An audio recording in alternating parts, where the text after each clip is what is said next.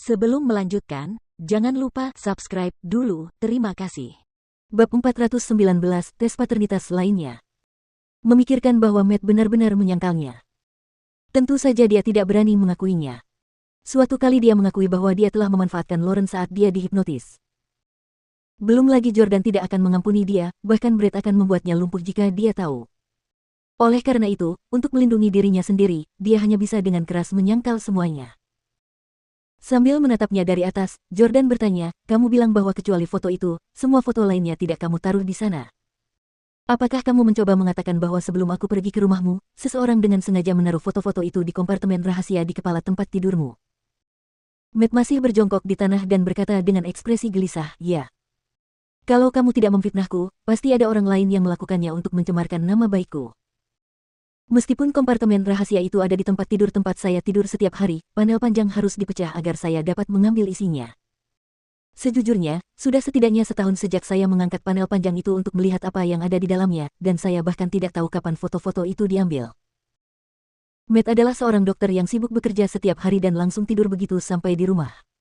Ia tidak punya waktu untuk memikirkan hal lain. Selain itu, jika ia ingin melihat foto-foto tersebut, ia dapat menyimpannya di ponselnya. Ia tidak perlu membuka panel panjang untuk melihat salinan cetaknya.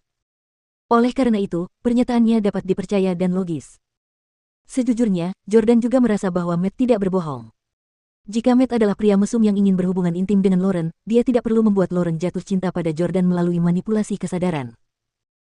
Dengan melakukan itu, bukankah dia tidak akan pernah mempunyai kesempatan untuk bersama Lauren? Yang satu merupakan tindakan yang mulia, sedangkan yang lainnya cabul dan tidak menyenangkan. Tidak mungkin tindakan yang bertentangan ini dilakukan oleh orang yang sama. Tidak. Jordan tiba-tiba diam-diam berpikir bahwa ada sesuatu yang salah dan ia segera mulai berpikir lagi, menduga bahwa ia telah jatuh ke dalam perangkap seseorang. Jika apa yang dikatakan Matt benar, maka seseorang pasti telah pergi ke rumahnya untuk menaruh foto-foto itu di kompartemen rahasia di kepala tempat tidurnya. Orang yang menyelidiki Matt sebelum aku. Bukankah itu Jesse? Jesse pernah mengaku kepada Jordan bahwa dia telah menyelidiki Lauren. Karena dia telah menyelidiki Lauren, dia pasti telah mengetahui tentang Matt yang dekat dengannya. Dengan kata lain, bawahan Jesse pasti telah pergi ke rumah Matt sebelumnya. Mengenai ekstraksi sidik jari, anak-anak keluarga Stelle semuanya mengetahui metode tersebut karena mereka diajari melakukannya oleh guru yang sama. Karena Jordan bisa memasuki rumah Matt, Jesse dan Jamie pasti juga bisa melakukannya. Namun, Jesse tidak punya alasan untuk menyakitiku. Antek-antek Jesse mungkin juga telah ditipu. Mungkin seseorang pergi ke rumah Matt sebelum Jesse melakukannya. Bahkan, orang itu mungkin sengaja menaruh foto-foto ini di rumah Matt terlebih dahulu, sehingga Jesse salah paham. Siapa sebenarnya orang itu? Jordan langsung memikirkan banyak kemungkinan. Namun, kemungkinan terbesar saat ini adalah Matt berbohong. Salvatore. Ya. Jordan memanggil Salvatore. Jordan berkata, "Bawa Matt ke hotel. Biarkan dia keluar hanya saat dia memutuskan untuk mengatakan yang sebenarnya." Salvatore melirik Matt dan berkata, "Dokter Gale, tolong. Karena Anda cukup kooperatif saat datang, saya tidak akan bersikap kasar kepada Anda." Matt berdiri dengan marah dan berkata, "Jordan, aku memang menyukai Nona Lauren, tetapi pria mana yang tidak menyukai wanita cantik dan mulia seperti dia? Meskipun keluarga Gale tidak layak bagi keluarga Howard, keturunan keluarga kami telah menjadi dokter selama 3 generasi dan sangat memperhatikan etika dan reputasi medis sepanjang hidup mereka. Bahkan jika aku mati, aku tidak akan pernah melakukan hal cabul seperti itu." Setelah mengatakan itu, Matt pergi bersama Salvatore. Hanya Jordan dan Lauren yang tersisa di ruangan itu. Beberapa hari ini, tawa tak henti-hentinya terdengar saat mereka berdua berada di kamar pengantin. Tak seorang pun menyangka bahwa kurang dari seminggu setelah pernikahan baru mereka, keduanya akan berakhir dalam situasi seperti hari ini. "Saya akan membawa Chloe bersama saya untuk melakukan tes paternitas lagi." Mata Lauren dipenuhi air mata. "Chloe benar-benar putrimu. Aku tidak memalsukan laporan tes sebelumnya, sumpah." Menanggapi hal itu, Jordan berkata, "Maaf, saya tidak berani lagi mempercayai siapapun sekarang.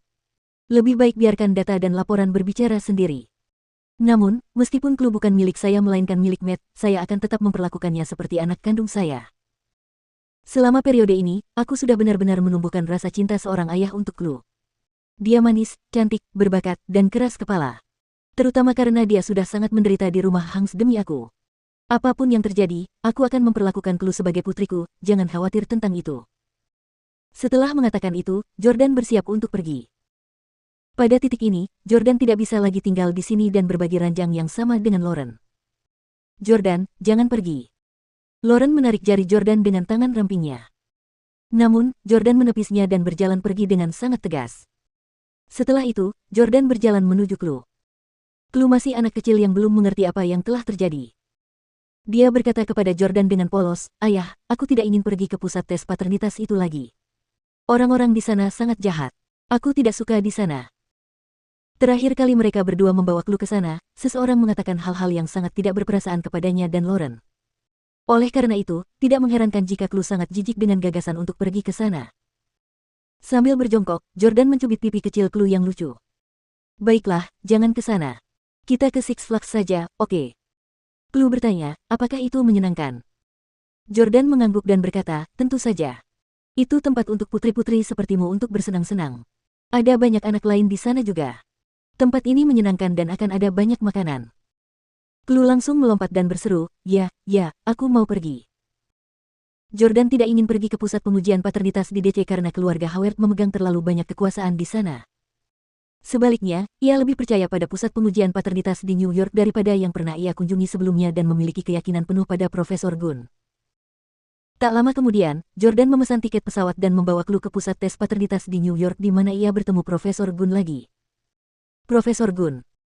Tuan Stelle, sudah lama tak berjumpa." Profesor Gunn menatap Jordan dan gadis kecil di sampingnya.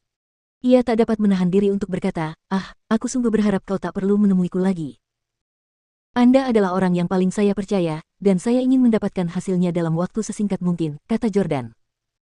Profesor Gunn mengangguk dan berkata, saya akan memberi Anda hasilnya dalam 3 hari.